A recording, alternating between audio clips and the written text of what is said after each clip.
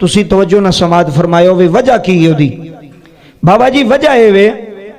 जे कोई पिंड दा गरीब होवे ना गरीब ते कोई ओनू खान नू नहीं देंदा वो आंदा उंज ही मुक जाए ते जे ओदे दो चार मुंडे बाहर टुर जान अल्लाह ताला ओदी सुन लवे ओदा मुंडा बाहर टुर गया कारोबार अच्छा हो गया ओदा कोई जुगाड़ लग गया कोई अच्छा काम बन गया फिर हर बंदा सोचदा भी इन्हें कीता किथों है इहदे कोल ते पैसे ही नहीं सन फिर पिंड दे जिहड़े चौधरी होंदे ने ना वो कमियां नूं नहीं उठन दिंदे वो थल्लड़ियां लोगां नूं उत्ते आउण ही नहीं दिंदे कि यार असी खांदे पींदे आ इहदी आवाज़ खोलो असी खांदे पींदे आ ते असी थल्ले रहीए ते इह साडे नाल दा लड़ाइयां वेखो पिंडां विच झगड़े वेखो ते पिंडां दे विच हसद वेखो ते पिंडां दे विच हर चीज़ उन्हें भी रहंदे हर चीज़ रब्बे काबा दी इज्जत दी कसम उठा